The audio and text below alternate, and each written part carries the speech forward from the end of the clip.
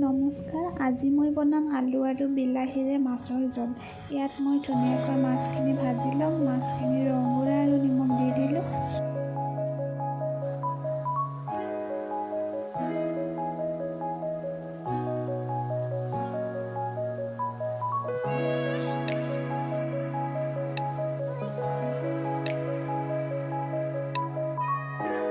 এতিয়া মই ভালদৰে মাছখিনি ভাজি ল'ম।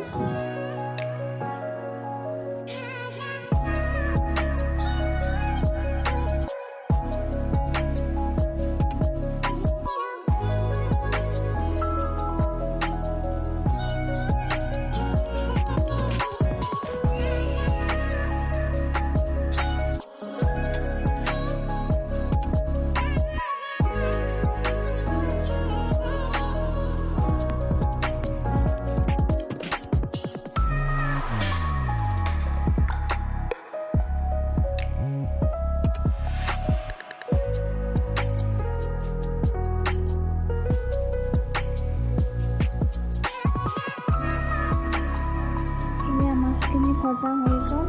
আঞ্জাৰ কাৰণে মই আদা আৰু নহৰুৰ পেষ্টটো বনাই ল'ম।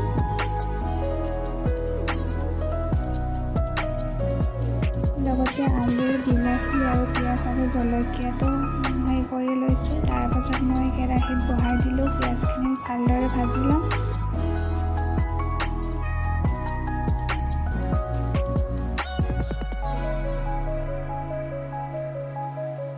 ইয়াতে মই ৰেডি কৰি থৈ দিয়া আদা নহৰু পেষ্টখিনি দি দিলোঁ। লগতে আলু আৰু বিলাহীটো দি দিম। তাৰপিছত ধুনীয়াকৈ ভালদৰে ভাজি ল'ম।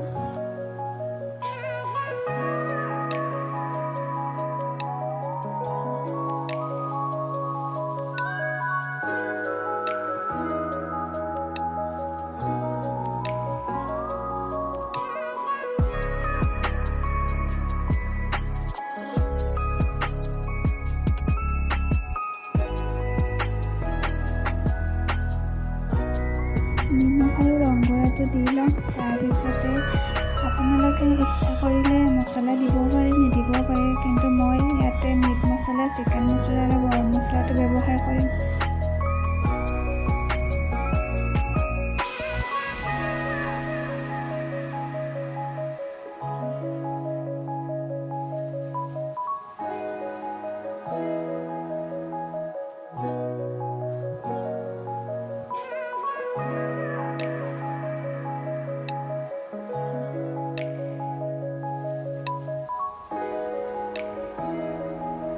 ধুনীয়াকৈ ভাজি লোৱাৰ পিছত ইয়াতে মই গৰম পানী অলপ দি দিছোঁ। তাৰপিছত আঞ্জাখন ভালদৰে উতলিব দিম।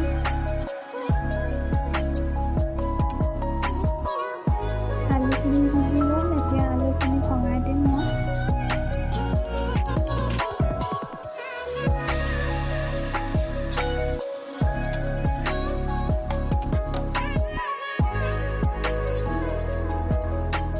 ভালদৰে উতলাৰ পিছত মাছৰ আঞ্জা ৰেডি হৈ গ'ল। যদি ভিডিঅ'টো চাই ভাল পালে লাইক, কমেণ্ট এণ্ড ছাবস্ক্ৰাইব কৰি দিব। ভিডিঅ'টো চোৱাৰ বাবে সকলোকে ধন্যবাদ।